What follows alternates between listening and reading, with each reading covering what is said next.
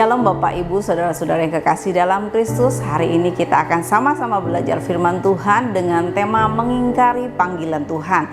Kita akan belajar dari kisah Yunus. Dan kita akan membaca dari Yunus 1 ayat yang ke-9. Demikian firman Tuhan. Sahutnya kepada mereka, "Aku seorang Ibrani, aku takut akan Tuhan, Allah yang empunya langit, yang telah menjadikan lautan dan daratan." Yunus adalah orang yang dikatakan adalah orang yang takut akan Tuhan dan seorang Ibrani. Dan Tuhan memilih dia untuk pergi ke kota Niniwe.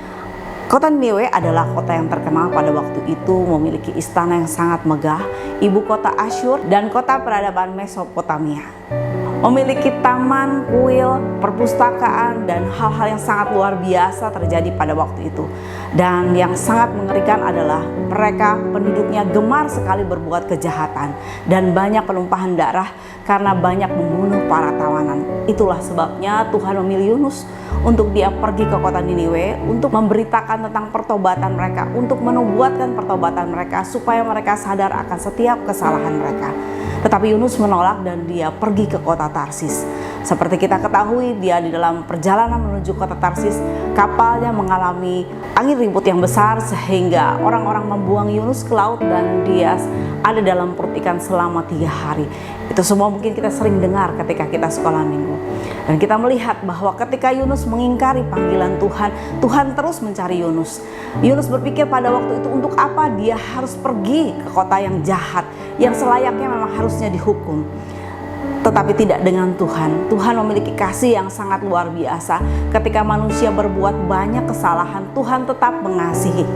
Tuhan tetap mencintai orang-orang yang berbuat banyak kesalahan, berbuat banyak dosa. Itu sebabnya Tuhan menyuruh Yunus untuk ke sana. Tetapi dengan Yunus hatinya sangat benci dan kesal melihat orang-orang yang berbuat dosa. Demikian pula mungkin dengan kita. Terkadang kita seperti itu Bapak Ibu, ketika kita diminta Tuhan untuk melakukan sesuatu yang sesuai dengan kehendak Tuhan.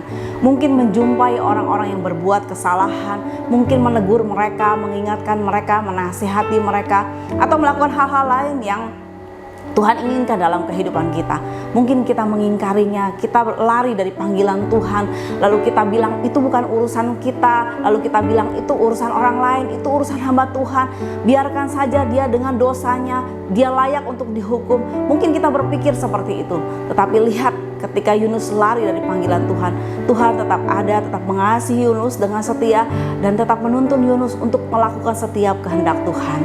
Dia terus membawa Yunus untuk melakukan apa yang Tuhan inginkan dalam kehidupan Yunus. Mari Bapak Ibu, mungkin kita juga pernah melakukan hal ini ketika kita enggan melakukan kehendak Tuhan, ketika kita menolak, mengingkari panggilan Tuhan. Mari kita ingat bahwa Tuhan tetap setia ada di sekitar kita, menanti kita untuk melakukan apa yang Dia inginkan dalam kehidupan kita. Mari kita membaca satu statement di sini.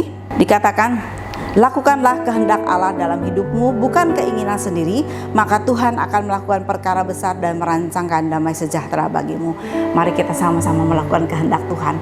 Walaupun mungkin tidak mudah, tidak seperti yang kita inginkan, tetapi ketika kita mau taat melakukan kehendaknya, maka damai sejahtera Tuhan akan melingkupi kehidupan kita. Selamat melakukan kehendaknya, jangan ingkari panggilannya. Tuhan memberkati.